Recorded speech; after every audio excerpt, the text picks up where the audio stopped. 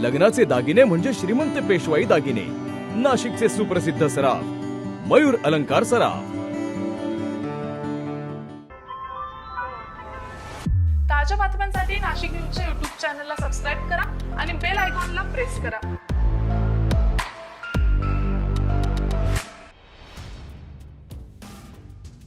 महाराष्ट्र विधानसभा निवडणुकीआधी महायुती सरकारने सुरू केलेली मुख्यमंत्री लाडकी बहीण योजना बंद पडेल असा दावा विरोधकांकडून वारंवार करण्यात आला। यामुळे सत्ता स्थापनेनंतर लाडक्या बहिणींबाबत महायुतीचे सरकार काय निर्णय घेईल याकडे संपूर्ण राज्याचं लक्ष लागलेलं होतं। दरम्यान महायुती सरकारच्या शपथविधी सोहळ्यानंतर राज्याचे नवे मुख्यमंत्री देवेंद्र फडणवीस यांनी पत्रकार परिषद घेऊन लाडकी बहीण योजना सुरूच राहणार असल्याचं स्पष्ट केलं आहे। एवढंच नव्हे तर लाडक्या बहिणींना 1500 ऐवजी 2100 रुपये देण्यासंदर्भात लवकरच निर्णय होईल असं देखील देवेंद्र फडणवीस यांनी म्हटलेलं आहे।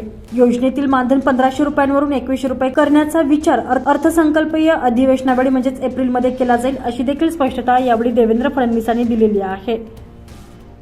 तसंच लाडक्या बहिणी योजनेबाबत पत्रकारांनी प्रश्न विचारल्यानंतर फडणवीसांनी उत्तर देताना म्हटलंय, आमच्या सरकारनं जनतेला दिलेली सर्व आश्वासनं पूर्ण केली जातील, मात्र त्यासाठी जी व्यवस्था करावी लागेल ती आधी करू।